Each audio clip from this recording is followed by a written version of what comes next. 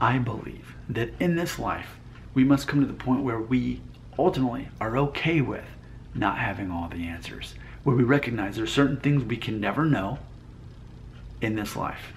And I think that's a part of maturity as in the human experience. Now that I'm pushing 40, much closer to 40, I've lived through enough of a life where certain things I don't have to figure out anymore. And now it's freed up more space to question certain things and try to understand things better, but ultimately knowing that you would drive yourself crazy if you tried to find absolute answers to certain things that you just can't. For example, atheists often say to me in the comment section, prove that God definitely exists. And that's something I have no interest in doing. Now, my faith is not based on that. Ultimately, I've already made the decision that from a human perspective, maybe my beliefs are not so rational. Maybe they're foolishness to those who don't believe. And I'm definitely okay with that. But this concept that ultimately it doesn't matter what you believe or don't believe, we're not going to have all the answers in this lifetime. Let me tell you what motivated this. I had made a video. It was called An Atheist Asks Me If I've Ever Questioned My Christian Faith. And I received some comments that I really appreciated. One from Maxwell Smart, who's been following both of my channels for years, my other channel being Family Friendly Daddy Blog. Here's what he said, quote, "There's nothing wrong with questioning your faith. It's when you don't question it that things can go awry. We ask questions all the time because we're in search of answers, guidance, and maybe both." End quote. So I love that. I love the idea that if you're not questioning what you believe is reality, then that's the actual problem. So for me as a Christian, I do question things. I do want to understand them better. And sometimes I'm going to get answers. And sometimes I'm not. And sometimes I realize I'm not ever going to get answers in this lifetime. And that is part of that mystery of faith. Some people have no faith, but there's still the mystery to it. There's still that idea that, so see, some people believe that when we die, our bodies cease to, our bodies start rotting or whatever, and then our consciousness stops. But even then, if that's what you perceive as reality, that's still some form of the mystery, the unknown. You can't know for sure that your consciousness will cease to exist. Christians definitely believe otherwise, but there's mystery for us both. Another person had left a similar comment that I want to share. Where's it at? Here it is. Trump Landslide 20. Quote, "Don't listen to anyone who says there shouldn't be any mystery in your faith. All of us must submit ourselves to the mysteries of life. So much of life is a mystery." I love that. End quote. Immediately, the song by Metallica, Through the Never, comes to mind. And that's basically exactly what that song is. Have you not heard that song yet? Totally check out that song. Because I love their approach to it. I mean, at best, it's agnostic. But in that song, it's basically saying, look, if you believe in pure science and there's no God, you can't prove that to be right. And ultimately, if you believe in God and you let science take the backseat, well, you may be missing out on some perspective of life too.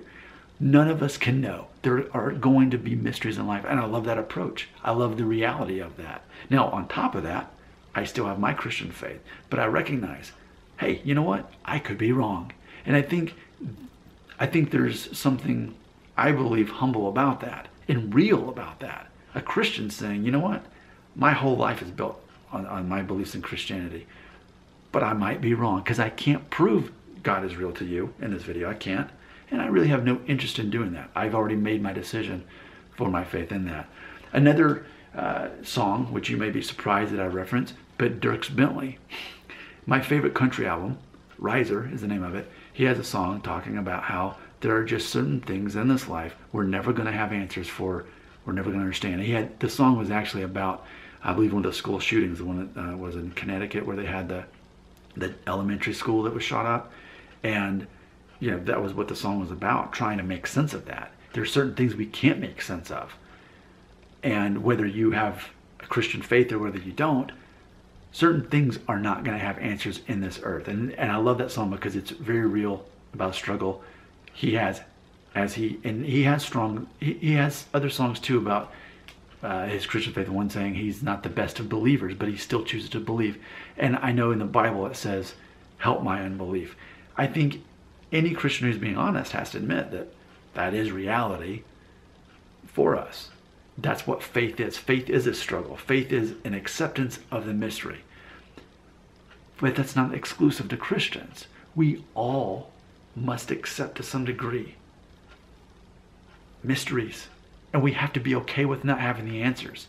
And that's why one of the reasons I have no interest in debating with people. I like to talk about this stuff, but I never get angry or emotional or want to prove anybody wrong, because ultimately that's silly. If we're trying to prove somebody wrong about something that none of us can even know the answer to, and check this out, if atheists in general do not believe consciousness exists after our physical bodies die, well, and that's the case, atheists can never get that confirmation that they were right. If that's the case, it's that much more ridiculous of a concept that we're trying to prove each other wrong and debate about any of this.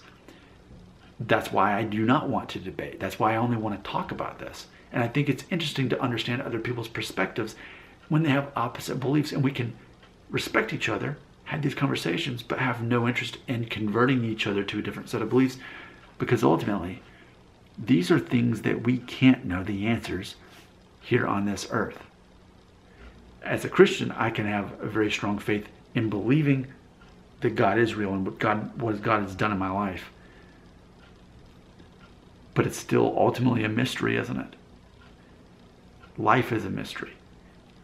Are we okay with accepting that? The more we try to argue and debate with people about these things we can't prove right or wrong, the more we're wasting our time, the more we're getting upset over things we have no control over. And I'm a strong believer in emotional intelligence. Emotionally intelligent people do not focus on things they cannot control. They focus on things they can control. Emotionally intelligent people do not focus on trying to prove someone wrong, because ultimately, most people who try to prove someone wrong are actually secretly, subconsciously trying to gain that person's respect. You cannot gain someone's respect by proving them wrong. You can gain their respect by showing them kindness, and that you're listening, and that you care about them, and that you're open-minded to what they have to say. But you can never gain someone's respect by trying to prove them wrong, or argue with them, or imply that they're immoral, or wrong, or ignorant, or incompetent. And that's, if you're keeping up with my videos, hopefully you see, I like to be real with atheists. I like to have conversations. But most of the comments I receive will never receive an actual direct reaction.